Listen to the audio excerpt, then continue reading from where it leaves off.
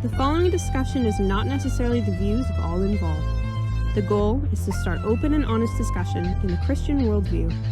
Like all things, weigh what you hear with what you know and join us in our pursuit for the truth. Enjoy the podcast.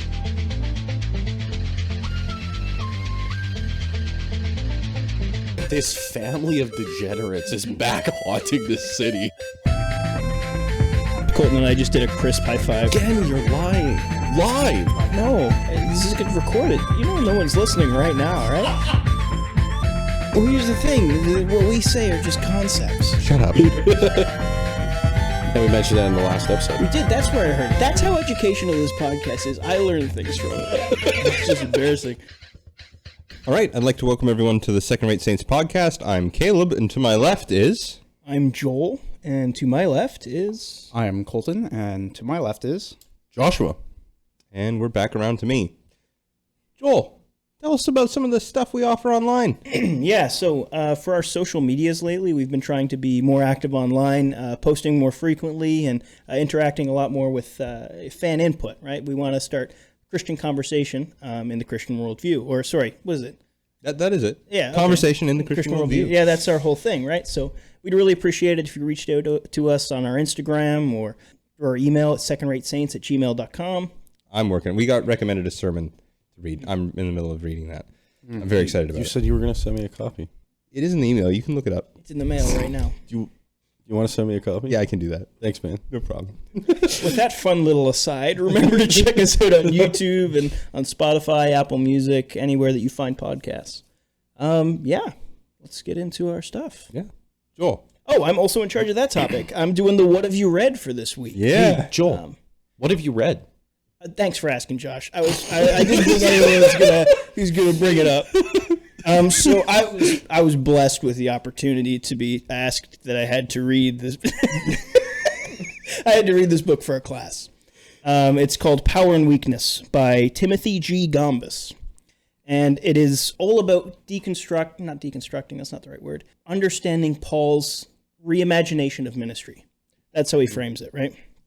So he begins with Paul's conversion, then he goes through his cosmic worldview, then he goes through his belief in teaching, and then some other stuff that I kind of disagree with. So I'm just going to go quickly through the chapters. I'm not going to read every one, but he talks about, obviously, his unconverted ministry beforehand when he was a Pharisee, and then he talks a little bit about how that changed with a Christophany, which I believe in last week's episode, we brought up what a Christophany was, and this whole thing is that Christ appearing to Paul so radically changed his idea of how he viewed people and how he viewed teaching and how he viewed preaching that Paul considers everything from before foolishness, right? Skubala is garbage, you know, for our Greek scholars. Human refuse. Human refuse, exactly. Yeah. Right? So it is just the theme of power and weakness. From 2 Corinthians? From 2 Corinthians, but it's all over Paul's stuff. Yeah. For about 200 pages, right? So it's not a bad read. I would recommend it for anybody who's going into active ministry, but also really likes exegesis, because he tries to tie it back to the life of Paul as much as possible. He focuses on the author way more than most other pastoral books I've read. I've read a little bit of Timothy Keller. I've read a little bit of Rich Velados. I don't know. I might bring that up. Deeply Formed Life is a big one of his. But yeah, I thought this one stood out in the way that it respected the author, right? If we're going to talk about hermeneutically. Okay. Yeah. I don't know specifically what to talk about. You mentioned something that you dislike about it. So far, everything you've mentioned that I like. See, I'm kind of trying to walk around that a little bit, but he does have... There's a bit of a dispute going on right now in pastoral leadership and advice books that education does not matter. It's not a great take. I don't think it's supported well by Scripture.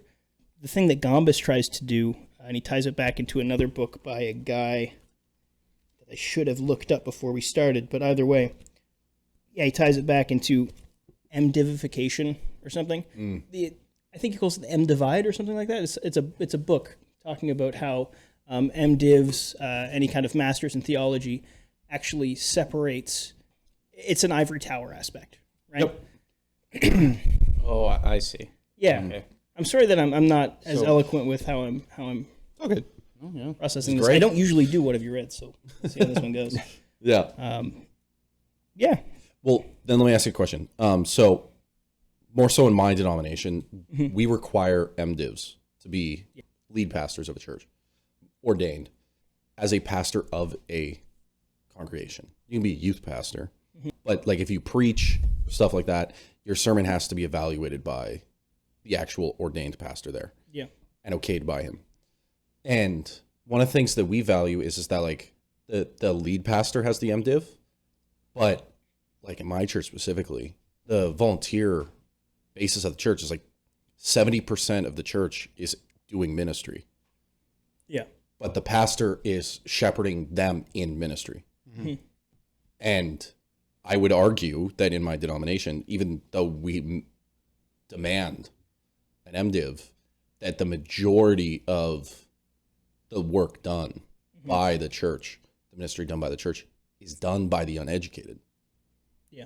Which is an interesting... Yeah, I mean, I'm not even sure what denomination Gombas is from, but he's become incredibly popular with Pentecostal non-denominational circles. Yeah. Just because he has a couple of really catchy phrases that really it got me for sure. One is leading from a position of cruciformity. He uses cruciformity as like a theme of that is how you maintain a position of weakness, right? While still being useful in a way. You want to break that down? It's moral influence theory a little bit, but not for a thing of atonement. Not for nothing to do with atonement. Nothing to do with atonement, but he does say like that Paul, in his imitation of Christ, desired to be a servant and a slave of those he Yes. ministered to. Yeah. Right. So when he says leading from a place of cruciformity, he desires the discomfort of Christ as well as the discourse of Paul. Right. This whole thing where he's back and forth. He accepts teaching, but he doesn't accept teaching without experience, kind of a thing, or teaching without humility. Yeah. I'm leading a Bible study on Corinthians, and we're in chapter 9 right now, which is on 1 Corinthians? 1 Corinthians chapter 9. 1 Corinthians chapter 8 is the classic, should we eat meat sacrificed by idols, for idols? And then in chapter 9, he gets into the giving up of your personal freedoms for the sake of the gospel. And then into chapter 10 is do everything to the glory of God. Yeah. And all three of those chapters are actually one argument, which I think is fun. But one of the things Paul gets into is to the Jew, I become a Jew. I live as a Jew to win over the Jew. Yeah. To the those under the law, I live under the law to save those under the law. To those who are not under the law, I live under the law, but but still under the law of Christ to save those. Basically, like he sacrifices his desires, his wants. One of the things he talks about is he doesn't take a wife. He doesn't take money from the church, so that he can win more and more over to Christ, and that he lives in that weakness, as the title kind of claims. Yeah, and that's the power of the gospel Paul preaches. Now you are right, Caleb. And now I'm sorry, I'm switching back to Caleb's comment about the MDiv stuff. Yeah, or any kind of master's education. You do find slightly more anti-intellectualism in Pentecostal and non-denominational circles. Don't know exactly why that is. I think it's just that sense of otherness from other denominations. I think it also stems from the vast majority of those movements begin with a rejection from MDivs telling them that they're wrong. Yeah, that could absolutely be it. I found myself kind of thinking about something we said way early on in the podcast, and that's the Da Vinci Code should not be your greatest challenge to faith. and that's the result of it. If you have a consistently uneducated church community, say somebody in your church has a real struggle with angels and demons or the Da Vinci Code or whatever. Angels and Demons is a movie, by the way. Not just Angels and Demons, which also you should go to the Faster about. If you're having trouble with angels and demons, that's not a normal problem, and you should be seeking. Yeah, you should be looking to the pastor for sure. Hopefully, as an MDiv. No, but there should be. Yeah, there we go. Our master's in exorcism. That'd be awesome. There you go. I think the Catholics do something about that, but I don't really know. Just to be clear, MDiv is Masters of Divinity, right? Yes, That's yeah. correct. Okay. Yeah, so there should be somebody in place as an authority on matters, even like church history. Yeah. Right. Where culture may put it slightly askew, and you should be read up on topics well enough to maybe not have an answer, but have a reasonable resource. Yeah. We're getting into some super cool topics because this is the backbone for should a position of authority within the church necessitate education or God's calling? The answers for most places have been both. But the contradiction of that is what happens if the person gets called but they don't have the education? The answer from our church would be then get educated. Yeah. Do some Christians have more authority in matters of doctrine and biblical interpretation than others? Then you're getting way into the background of, anyway, those are questions I love. Yeah. But Yeah. Gomis, it looks, honestly, the cover looks cool. The cover is pretty high. I do want to stress though that like this is funny because now I'm arguing the opposite point, but like kind of what I said earlier is yes, you need that person that's educated that knows. You need the body that has done the work, that studies, that is able to read scripture. But the majority of what God has done on this planet has been through the uneducated. Yes. Yeah, Has been but through the education ordinary begins body. with the uneducated. No. There what- was no such thing. None of us would have existed 100 years ago as having a degree in Pentecostal theology of any kind. We would never have a Pentecostal book to talk about. Just based off of the fact our tradition's not that old, and we need to develop firm theologies when we can, when we actually have theologians who write. No, I just mean that the majority of like the ministry work of the after church caretaker that cleans up for people, the random conversations at the mall, somebody you've never met, and it's just a single mother who goes to a Bible study every once in a while, right? And how many people have they saved? Yeah, The people that don't have the masters, Sure. but That's why if you're just the average Yeah. Christian, you could be making an impact without knowing it. And In fact, the majority of you are. the majority of God's work is in the ordinary and the mundane. it's not pastors who save people necessarily. Not just pastors, I should say. Yeah. pastors are at least in some part responsible for making sure they don't stay there. Absolutely. Right? And not all discipleship is done by the pastor either.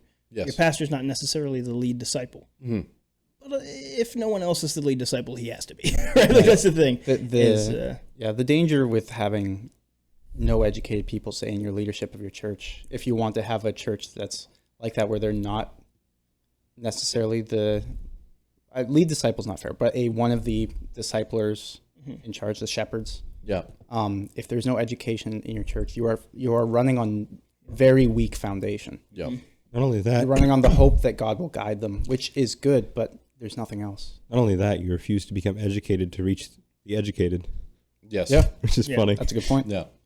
But Yeah, I mean, I get calls every once in a while from friends that I have that are working in youth group scenarios, and they have kids that are watching through YouTube content that's maybe not as reputable as our own. Wonderful. Yeah. And they're having legitimate challenges to faith that they bring to unequipped youth leaders. Yeah. And we need a chain of command that you'd be like, okay, well, Yeah. maybe check that out with Pastor what's his name or whatever, right?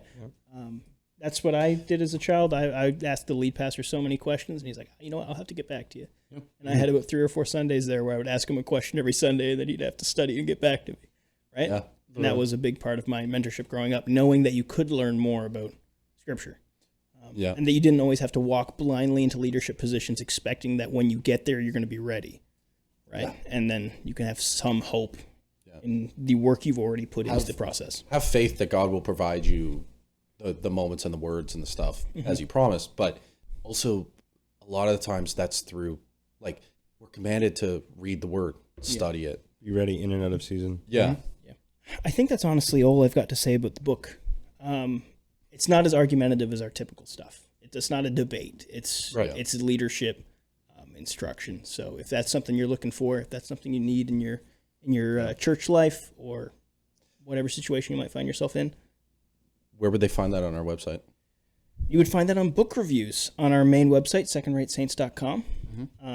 We've been trying to put out more and more book reviews. We're refining the page now. I think we're going to be doing some updates to it in the next little while. But I think about 6 to 8 books just got put up. Yeah. Yeah, more on top of what was already there.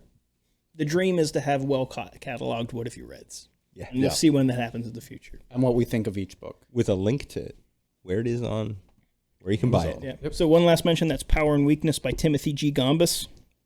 Yeah. Find it on our website. Interesting. So, this is episode 2 of our Patriarchs series. Abraham, Isaac, Jacob, and, well, Joseph. Joseph on We're there. throwing Joseph in there For because it's symmetry. fun. Yes. But Isaac. Yes. I got to do Isaac this time. Yes. The smallest amount of literature out of all of the Patriarchs. I think we'll start off with a little overview of his life, but I think what we'll do is we'll take breaks. There's like 6 main like episodes or events. We'll go over one, take a breath, discuss it, move on to the next. Okay. Then afterwards, we'll talk about some themes. Can we all take a breath in unison? That'd be really funny. No, That would be an audio nightmare. Would it be? as long as you breathe directly onto the microphone, Josh. Jeez. So Isaac's life begins at a very young age, right around his birth. So How long Born at a very have young you been age. waiting to say that? about 30 seconds. Okay. So Genesis 17, his birth is kind of, it's brought up with Ishmael when Ishmael's born, and then God shows up and he's like, hey, that's not the child I promised you. And then he shows up from 17:1 to 18:21, and then he kind of shows up like is recovered when it actually happens in 21:1 to 24. To bring about God's promise, Sarah has Abraham sleep with Hagar to produce the child Ishmael. However, God was very clear that Abraham and Sarah would conceive the promised child. After Ishmael's birth, God comes to Abraham and reinstates the promise twice, first causing Abraham to laugh. That would be in 17:17. And the second time causing Sarah to laugh in 18:12. It's kind of fitting then that his name is actually he laughs. Based off of that. Is that actually what Isaac means? Yeah. That's funny. It's fun. It makes you Also- want to laugh. It makes sense. Wait. What? This Josh is having a thought in real time. I am having a thought in real time. There's no way to prove what I'm about to say, but I think it's funny.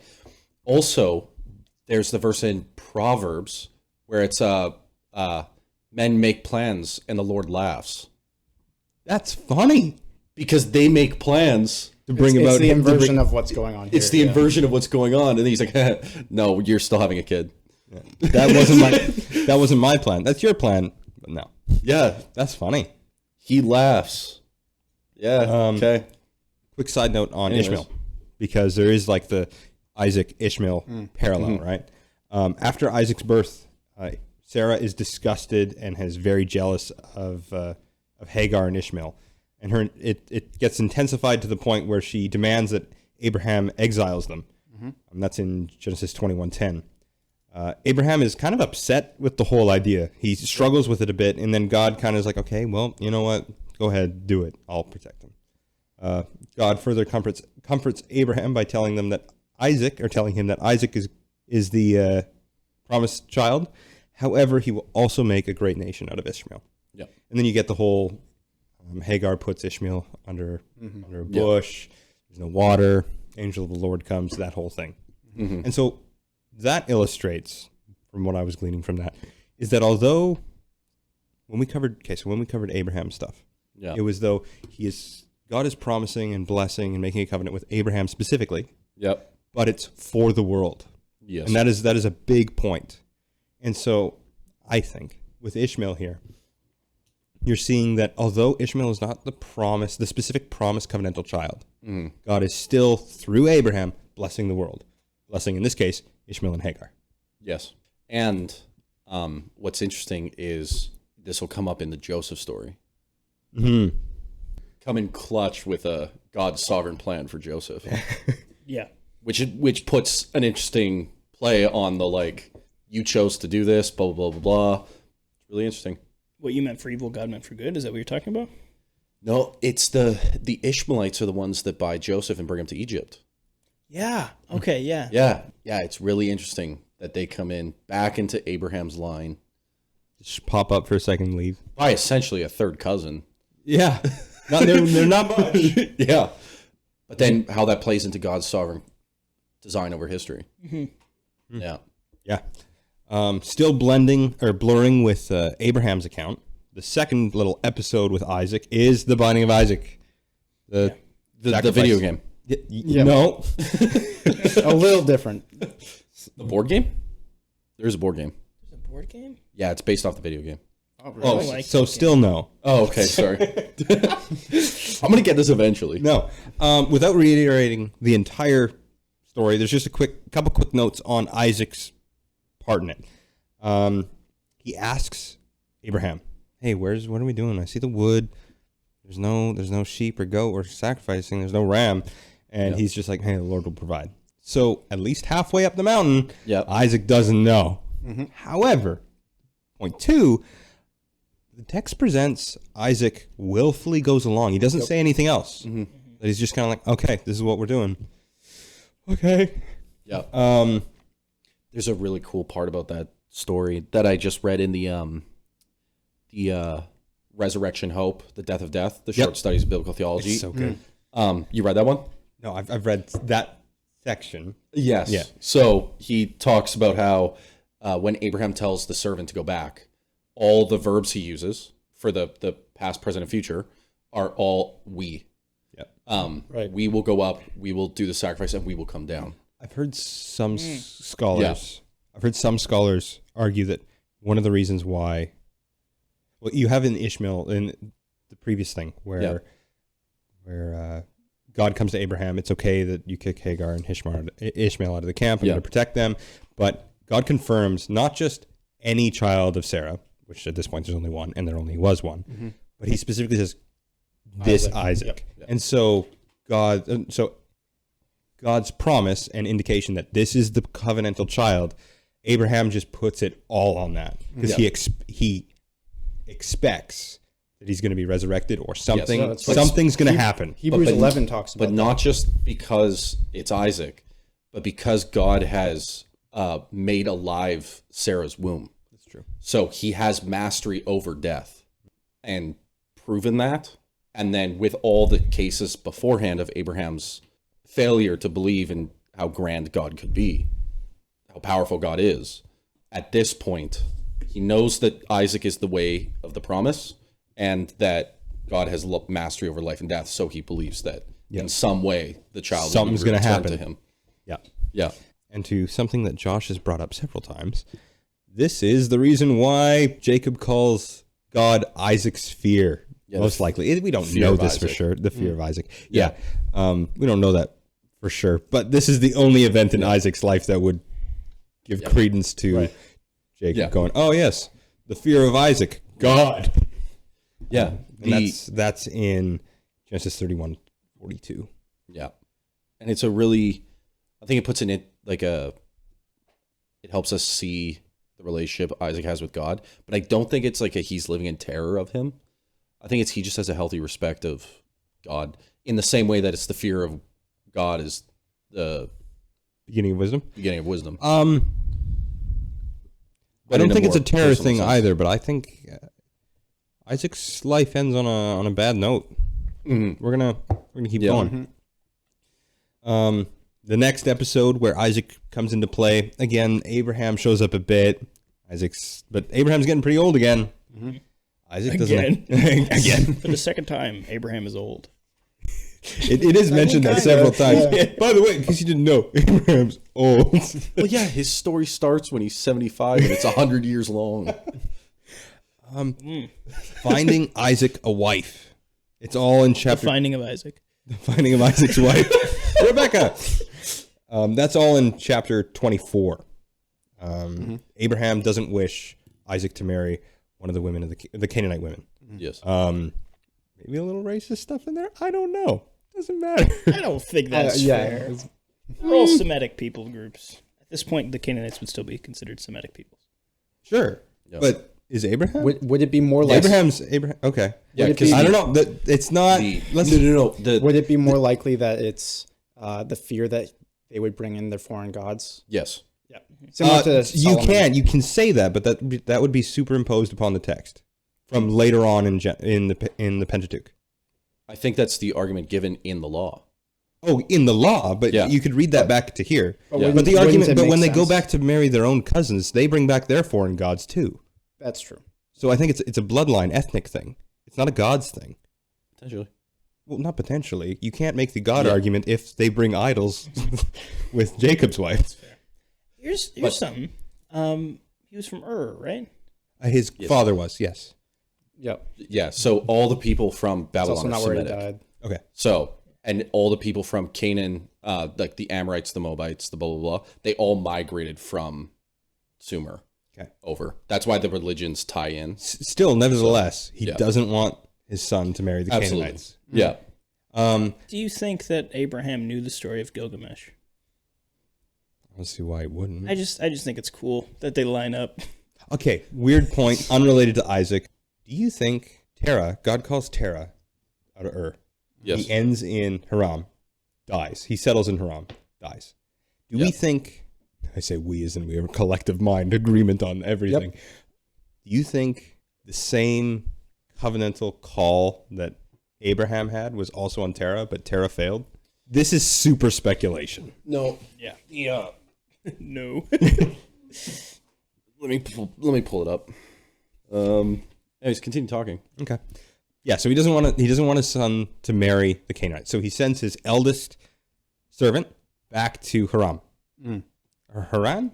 Haran, not Haram. That's a different Haram means thing. bad. Yeah. Interesting. Very interesting. No. He sends his servant back through a bunch of different stuff. He goes to the well, prays to God that, hey, woman that brings up water for me and my camels, blah, blah, blah, blah, blah. They exchange gifts. She comes back with the servant. Isaac sees Rebecca, fall in love. They go into the tent. They're married. That's code for they consummated. That's that episode. Yep.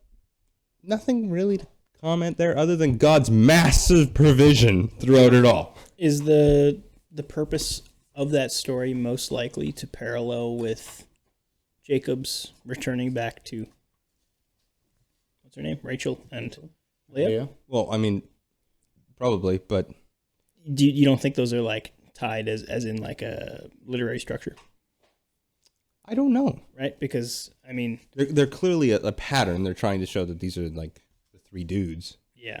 Or Well, even when we get to Isaac lying about his wife. Yeah. I'm sorry. I'll let you get into that. That one's no. Wait, we'll get into it. Yeah. It's maybe just Abraham again. I don't think so. I don't. Okay. Yeah, I don't think so. There's either. I think there's a couple indications why. We want to get into it before we start talking about it. I mean, it's just the next episode that between the two is Isaac and Jacob's birth. That's all it is. So in Genesis 19 to 32, Abraham dies. Isaac inherits a huge fortune. God promises what God promised to Abraham was now like carrying on with his family, his seed. So now Isaac is the head of that. Abraham did show concern for his other sons by other women. Like he marries again, but he sends them away to prevent jealousy and confrontation. That's in 25:6, and it would appear as though they don't get anywhere near the quote unquote inheritance that Isaac gets. Isaac, however, doesn't have any descendants of his own at this time. At least that's how it appears in the chronology of events. These are probably overlapping at the same time. And so Rebecca is barren. He prays, and she gets pregnant. And they're struggling within her. She prays, and then God tells her, 2 nations are in your womb, and 2 peoples from within you shall be divided. The one shall be stronger than the other. The older shall serve the younger. Esau is born first, then Jacob. Esau became a hunter who loved the outdoors. Jacob was quieter and civilized. He stayed at home in the family tents. That's all in Genesis 25:20 area. Each of their parents had a favorite. Isaac preferred the older son, Esau, and and Rebecca preferred Jacob. Now, interestingly, and what's the Old Testament scholar? Waltke. Yeah. He gets really deep into it with the reason why Isaac, the language behind the reason why Isaac liked Esau was simply because of the game that he brought him. I know it's presented in like, he likes him because he brings him game. It seems to be far more intense, and we're going to get more into that in the later end of Isaac's life. It's super interesting. Mm-hmm. I think Rebecca does... I did a study on... We're going to do a sidestep here, actually, just into Rebecca. Yep. Rebecca does something unlike Rachel and Sarah. Rachel and Sarah, at their times, doubt God. Mm-hmm. Okay? Rebecca doesn't. When there's struggle within her and she's worried about the child, she prays. Right. When her husband, and we'll get more into it later on, when her husband is about to give the covenantal promise to the younger son, unlike what God promised her when she was pregnant, that the older will serve the younger, sure, she steps in, but she still has faith, and she is trying to be obedient to God's message. You can say through deceit, fair enough, but that's there. Yep. It's interesting. I don't know.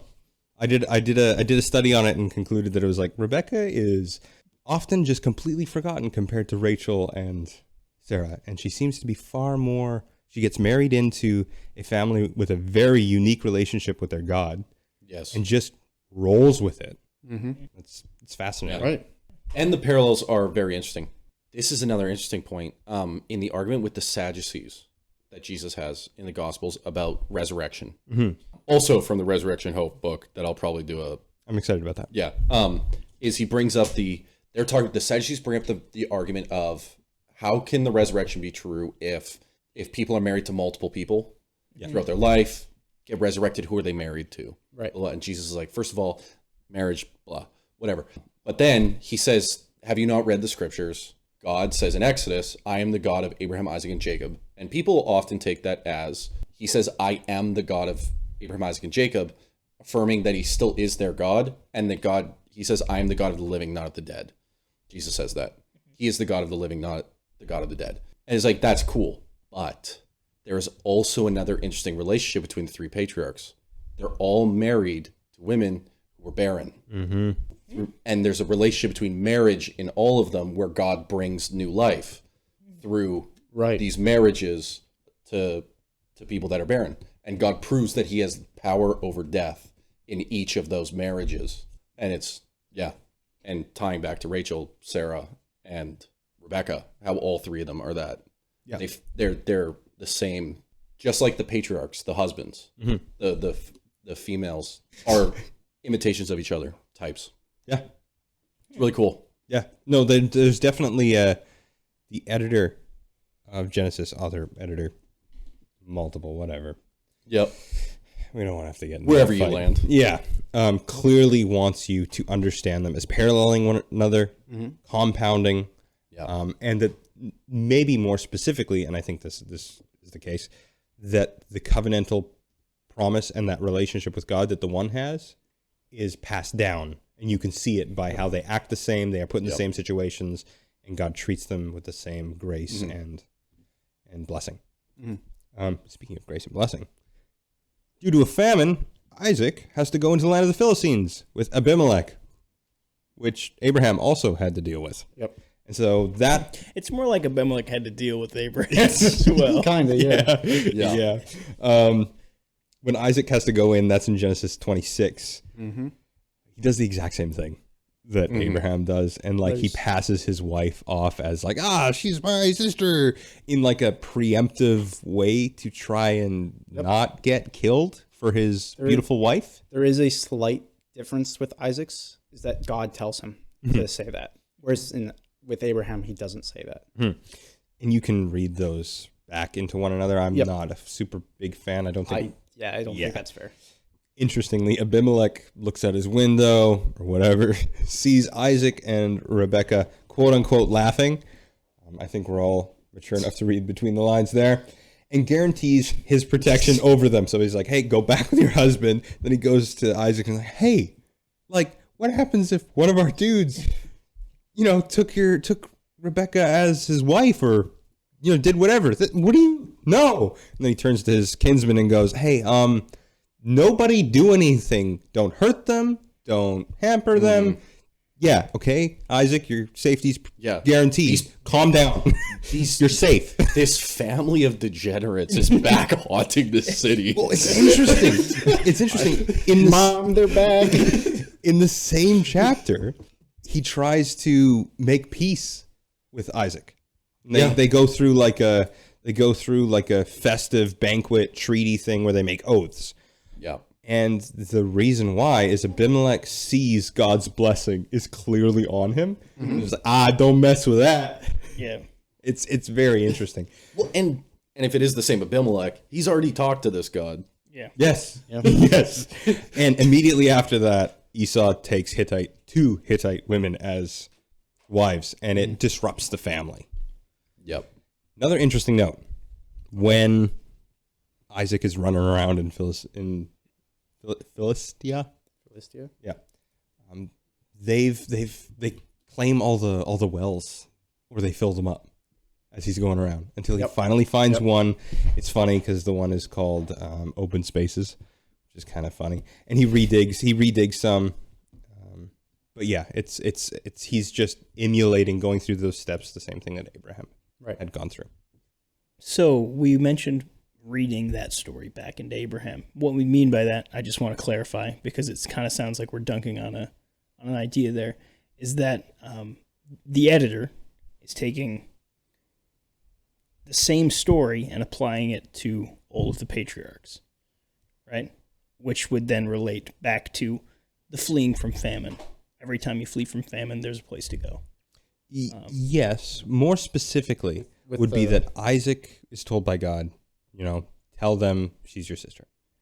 And then With Abraham, it's not. It's not. You would read that God told, just as God told Isaac, so we should know that God also told Abraham that he should say that Sarah is his half-sister, or sister, even though she is his half-sister. Okay, so when we were talking about reading one back into the other, I didn't realize it was that one specific aspect. Okay, interesting. Although definitely, like, that is a parallel that is true, and like your conclusion that there is a safe place to find refuge in a famine, Which comes up in Joseph. Yeah. Then the final episode. What were you going to say? Nothing. Okay, final episode. the exchange of the covenantal blessing and all of that is all tied up also when Esau exchanges his birthright for a thing of soup. Yep. With Jacob. With Jacob. No, with Jacob. Sorry. The deceiver. Yes.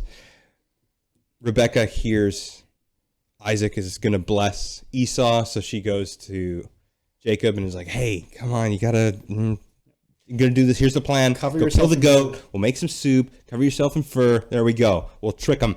Esau's super hairy. Yeah. It does.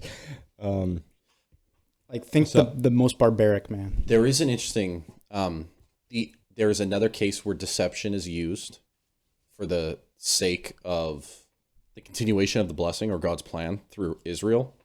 And it's with the mothers in Egypt, the midwives. They like kind of lie and make fun of Pharaoh and the Egyptians. They're like, oh yeah, they're just too good at having kids that we don't catch them in time. But they're blessed with more children after that. And so there's an interesting where they do the deception, and then it's taken in the story as if it was the good thing to do. Yeah. And it's a very There's I don't know what to do with it yet. There's also a similar one with I think it's Jacob, the servant who's worried about her. I can't remember exactly because I haven't looked into it in a while. She deceives Jacob by coming to him in the dark. He sleeps with her, and then Judah. Is it Judah? Yeah. Right. Yeah. Where it's his daughter-in-law. She has his signet ring and his staff. Yeah. And then he's like, oh.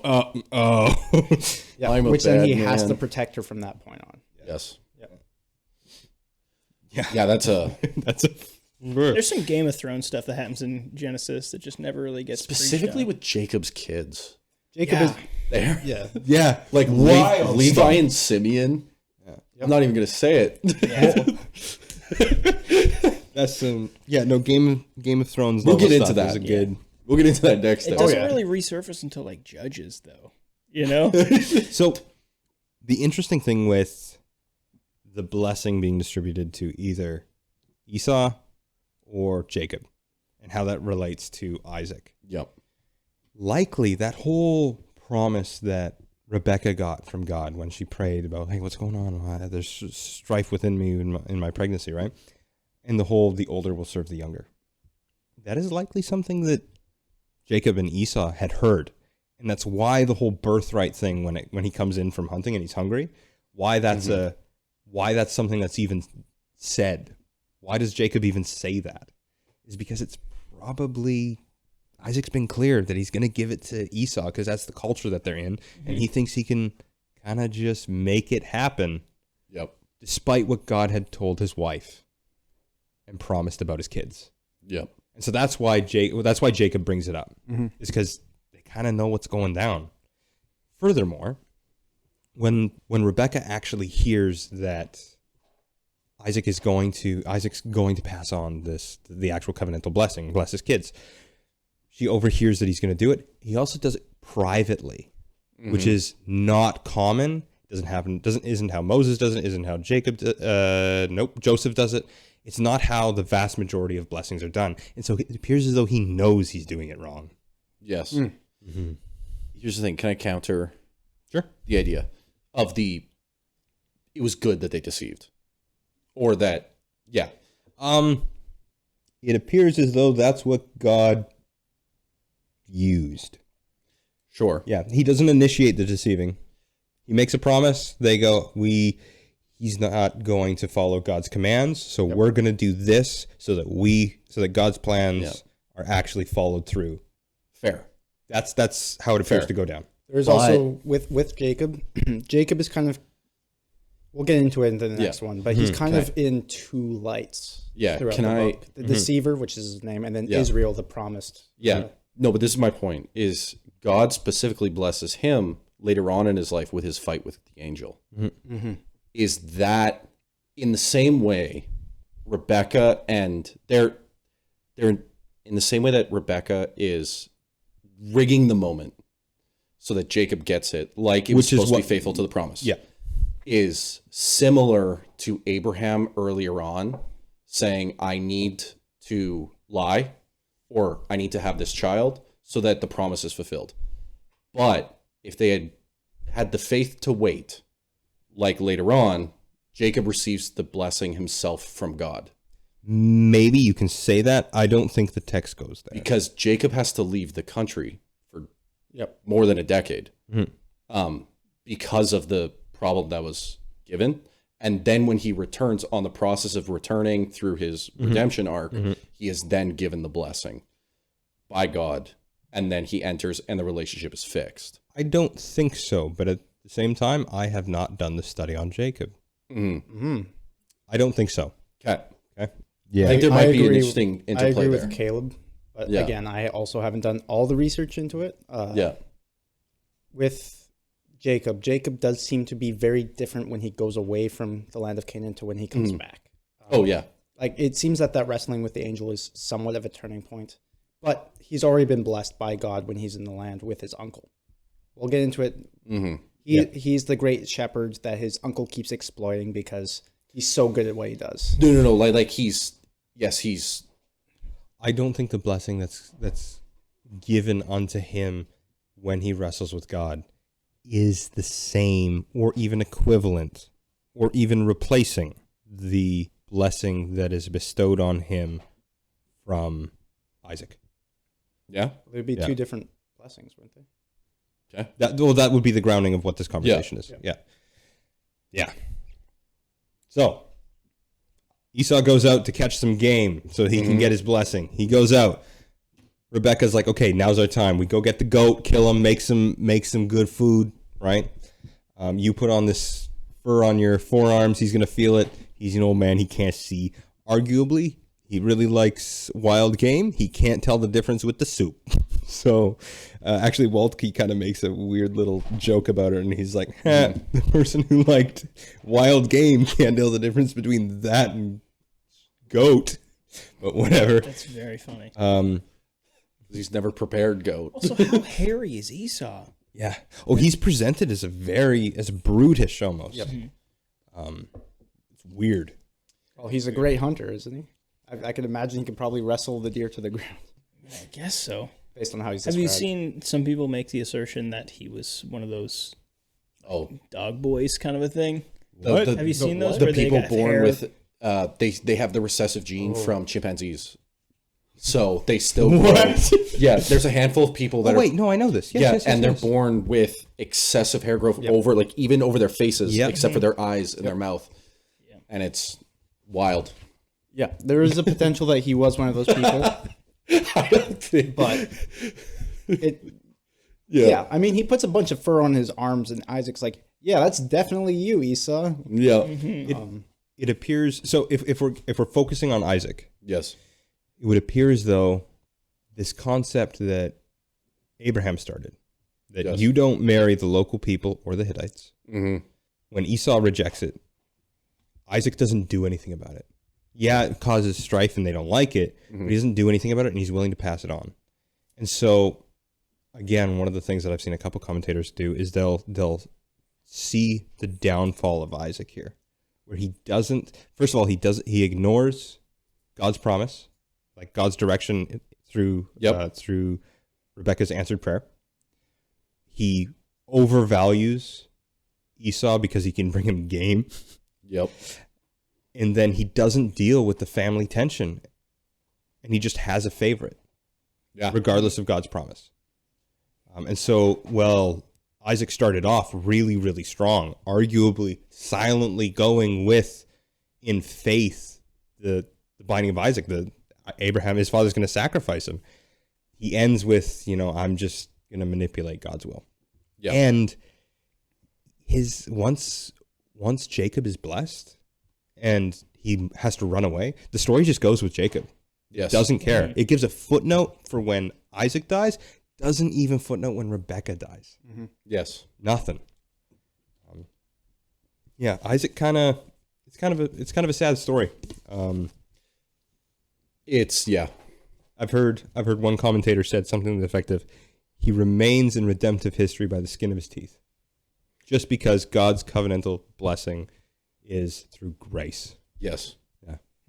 and the continuous phrasing throughout Old Testament scripture, I am the God of Abraham, Isaac, and Jacob. Mm-hmm.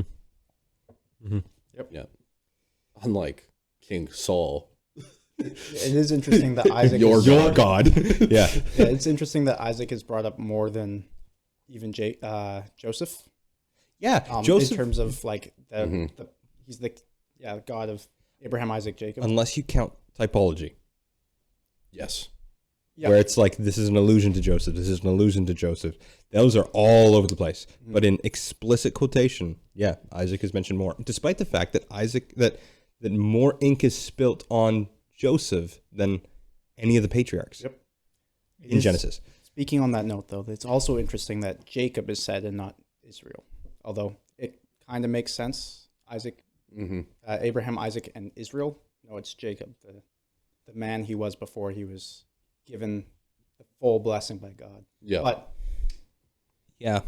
I'd have to look at that. But Abraham has probably his just changed for name. confusion. yes, Yeah. Yeah. So I was just Abraham's trying to think of a consistent line, but there's none. Nope. Is it still? My guess would be it's confusing to say Israel and not just think of the modern Israel that would be during that time. Israel the nation versus Israel the person. Man, yeah. yeah. It's convenient. We'll get into it when we talk about Jacob. Yes. Though. So It's hardly anything in the Bible is there just because of convenience. Yeah, it's totally fine true. inconveniencing the ancient reader and the modern reader. yeah. Yeah. Is there any, before we get into like some interesting themes and just interesting points, is there anything that you guys wanted to point out? We went through his life rather systematically and chronologically, at least. I think the idea of blindness is interesting. Are you guys blind? Well, that it's not just a physical, but it's also a spiritual blindness. Like you said, it's a numbness to God. Blindness to taste too, apparently. He's also deaf because he's like, wait, you sound like Jacob. It's just the dark. Don't worry about it. It also shows that he wanted to give the blessing in a private place, which is not custom because he knows he's doing it wrong. He's also waited till as old as he can get to pass it on because he also knows he wants to give it to the wrong son. Yeah. Yeah. So, some themes, some interesting stuff. Wait, 1 second. Where is the blessing from? Is that something from outside of culture, or is that specifically something that God? Because you say it wouldn't be typical in that culture. Which culture? Well, it's in the land. It's more. You see it in Jacob, not Jacob. You see it in, actually, yeah, Jacob and Joseph. I think the first time, where it's really presented publicly. Right. Like you're the one who received my inheritance. Yeah. However, in the biblical text, in the larger biblical, like in the biblical world, it would be done publicly. That way, so everyone is clear that guy is the one who is in his main inheritor. Yeah. And almost always it was the oldest, right? Yeah.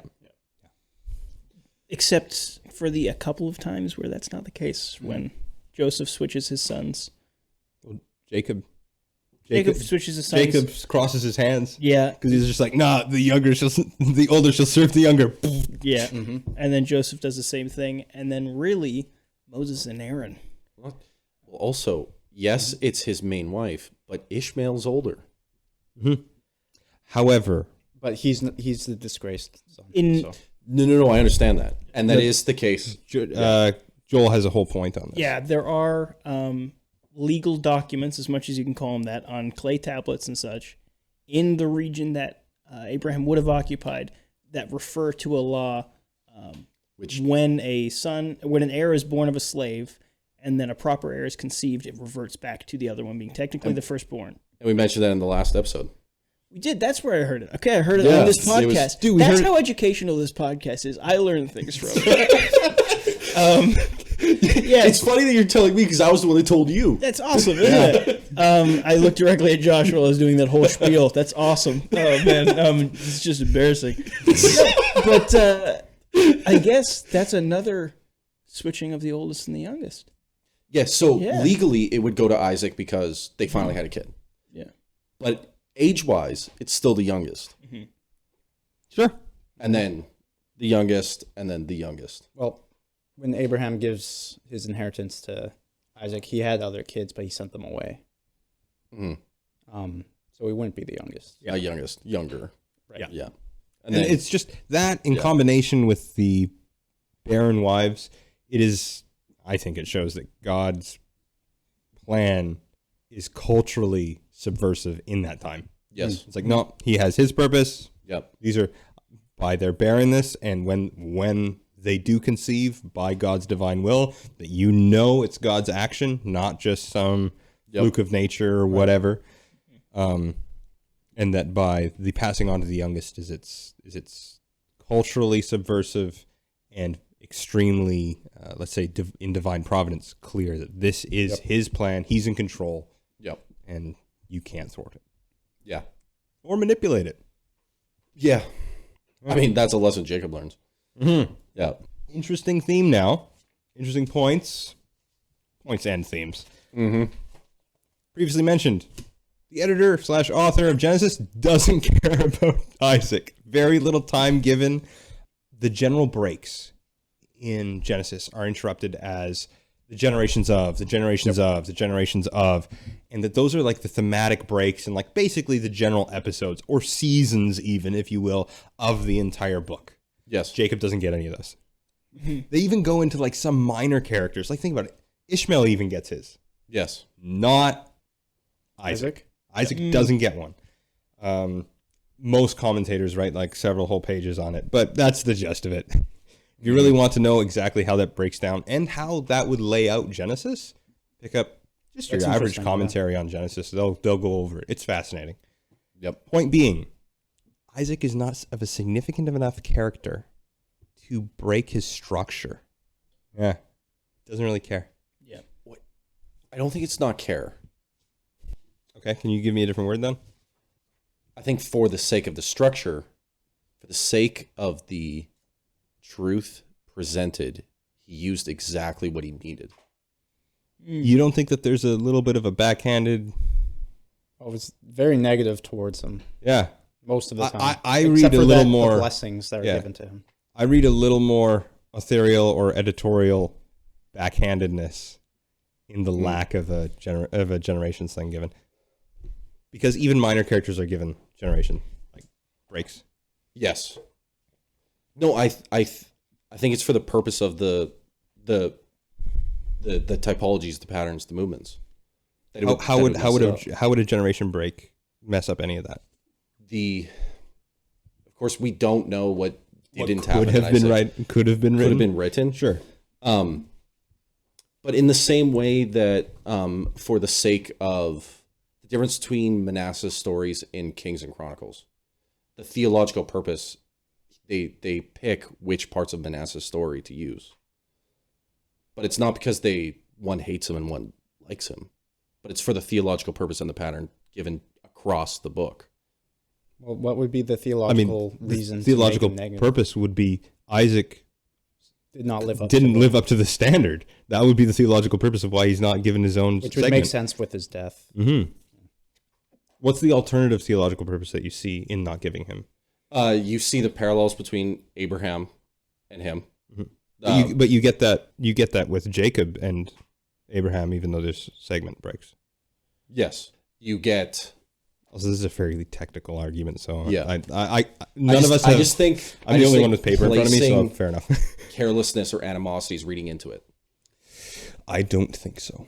Okay, we can disagree. Yes. Can we agree to disagree? Let's just shake hands on that. For our audio listeners, they just shook hands. Really? Yeah. Colton and I also just shook hands. You lied though. You lied live. Now you're shaking hands, but you lied. Was that prophecy? Live? Did you lie live? Live. No, this is getting recorded. You know, no one's listening right now, right? Yeah, I'm listening. Oh, you got me on a technicality. I think to wrap up that Isaac point, though, there is a very strange for the patriarchs little time spent for Isaac, and most of the time is either spent talking about Abraham or Jacob, in his Joseph, life. Or Joseph in his life. Yeah. Another cool point, and this is what I got. This book will eventually be on the book review section. I'm sorry, it's taking me a while to read it. I mean, what do you want from me? I'm in school. So, super cool book. James M. Hamilton Jr. Book called Typology, and he's just going over several typological themes throughout the Bible. One of which is the suffering servant. Mm-hmm. Yes, right. Suffering servant gets the vast majority of its proper articulation in Isaiah. I think Isaiah 50, 4 or 5 chapters, 52 to 53. I think it's actually bigger than that. He makes the argument that the concept of a willfully submissive and quiet, even unto the point of death, sacrifice, he gets his references and his articulation right from Isaac. So there's a couple points that actually point that way. The statement here I am, that would be the English, or in Hebrew is Heneni,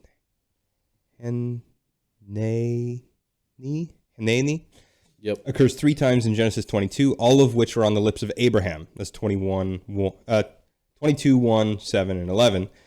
Immediately prior to the verses of 52 to 53, chapter 52 to 53 in Isaiah, those are reiterated several times by God, in which God the Father is presented as offering up his righteous servant, who appears to be the future king of the Davidic line, and thereby God's son, by that whole... We don't have time to totally get into that. There was a father-son relationship between the Israelite king and God. Mm-hmm.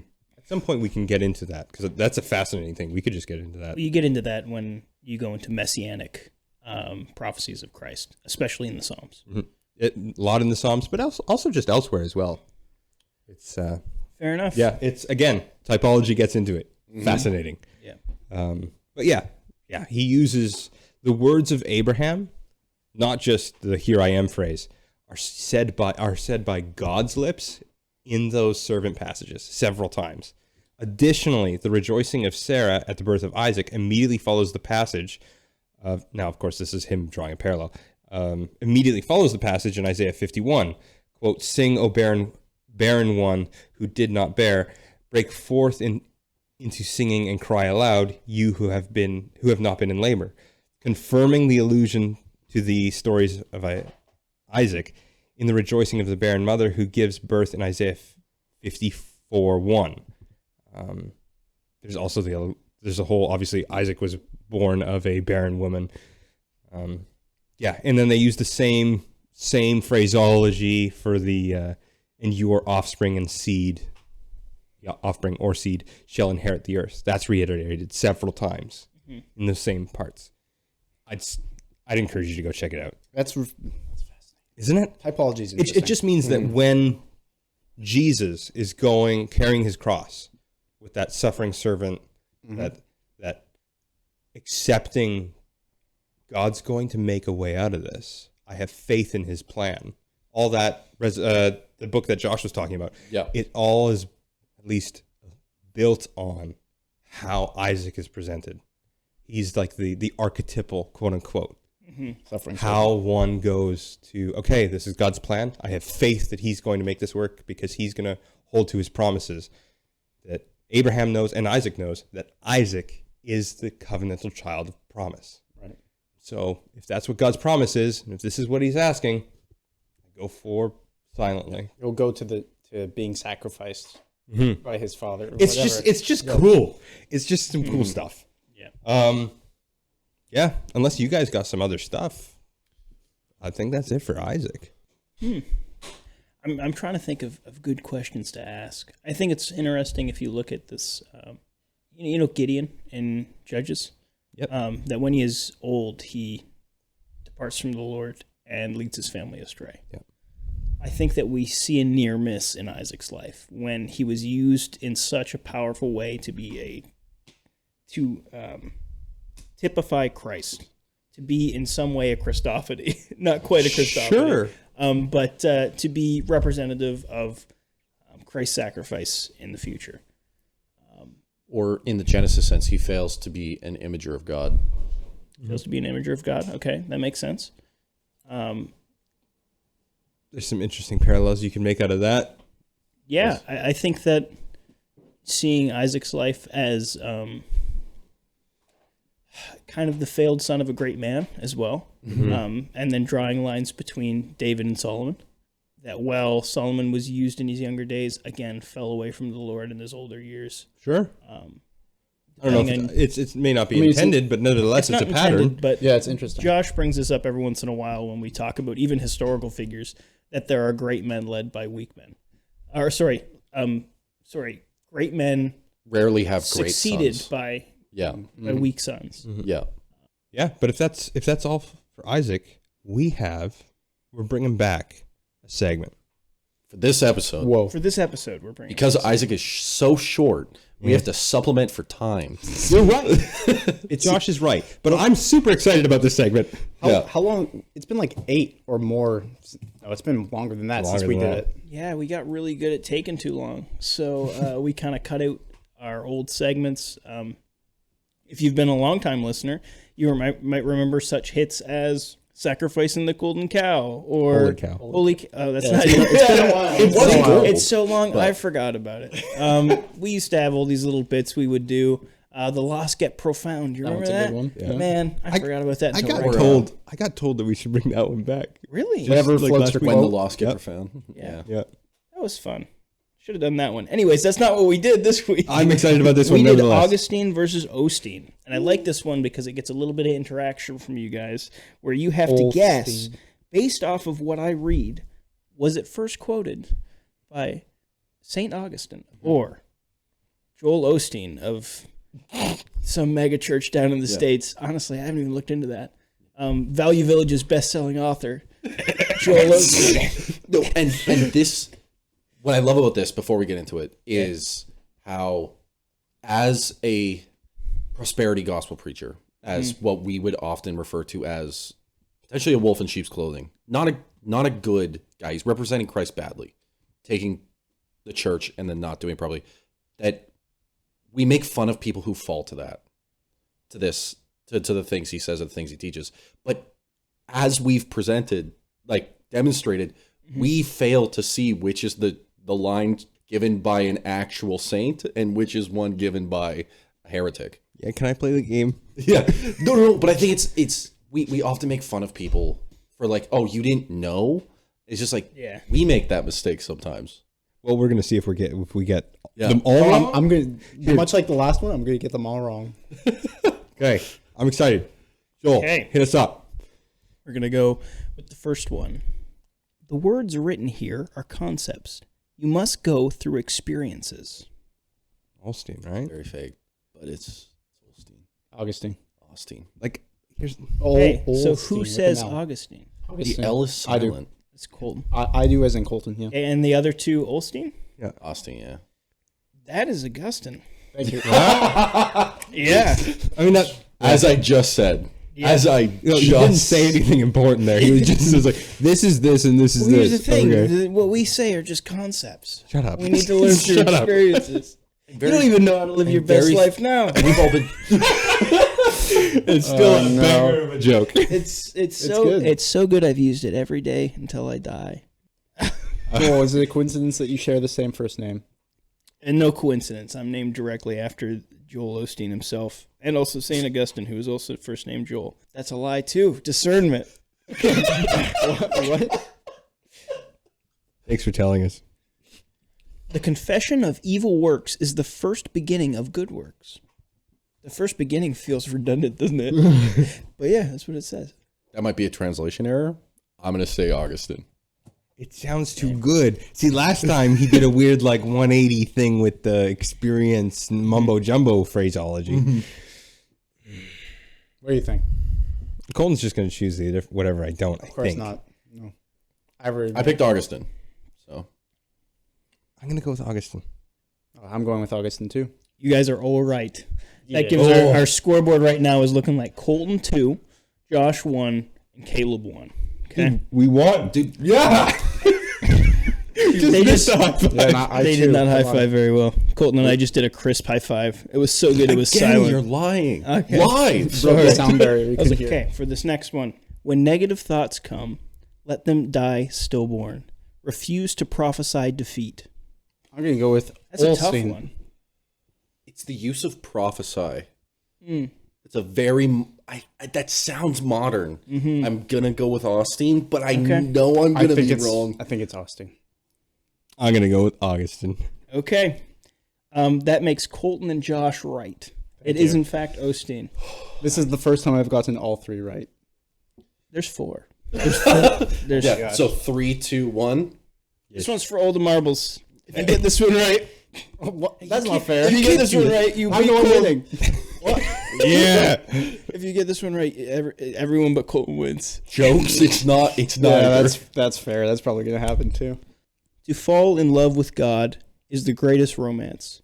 To seek Him is the greatest adventure. To find Him is the greatest human achievement. Augustine. Augustine. Austin. Everybody but Colton wins. Dang it! Yes. I feel like I've read that. Is that from Confessions? Yeah. Hey, Yeah, that's like the biggest one. Yeah, that's And in I his. That's the only one. That I've has to actually be in this partially discussion read. about I'll like send you a your file. loves are in the wrong order, right? I'm sorry. What's that, Josh? That has to be in the your loves are in the wrong order I think so. argument I think so. that he's having. Yes. Hasving? Hasving. Hasving. Colton, you are the winner. I'm sorry. I robbed that victory from you. We tied. No, you didn't tie. Yeah, 'Cause that you was got right. 4. Oh, you got it wrong. Yeah. Okay, yeah. So this one's tied, Colton and Josh. And Caleb, you Caleb's get... the moral Do you know what that victory. I'm means? gonna That give- confirms we're smarter. Here's the thing. I'm just gonna say. I got the last quote because I read the book, guys. Yeah. Yeah, well, I mean, if you which got is the even- quote... Anyways, So I better have got it right. If you got the quote right from reading Osteen's book, would you be as proud as you are right now? I have it right here if you want it. Thanks. How course do we you all do. have a copy How do you of have a this? Joel Osteen book? Stuart bought it for me. Okay. Thanks, Stuart. That makes a lot of sense. I was gonna say, why would you? It's your why would you best spend life money now. on that? 7 Your steps to best your life full now. potential. There's a Joel really Osteen. funny Babylon Bee article that says they found Judas' tomb, and inside of it was a copy of Live Your Best Life Now. That's very funny. Yeah. I just saw a clip from the Babylon Bee podcast. No, never mind. We're just gonna piggyback off of their content. Are we doing another quote? I think that's No, it. That's no, it. That's all the This is quotes. it? Yeah. Who's doing Jacob next week? Cool. Colton. I am. Colton. I'm excited about that. Yeah, me too. Joel, can you close us out? Yeah. Thanks so much for listening this far into the podcast. We appreciate your sainthood, joining us on these conversations. I would hope that these second-rate conversations. Remember to check us out on all of our social medias, on our website, secondраtesaints.com. You can get a hold of us at secondраtesaints@gmail.com. We love fan emails, and we love comments on our videos. So if you've gotten to the end of this thing and still feel like there's more conversation to be had, make sure you put it down in the comments. Okay, thank you very much, and let's just end it.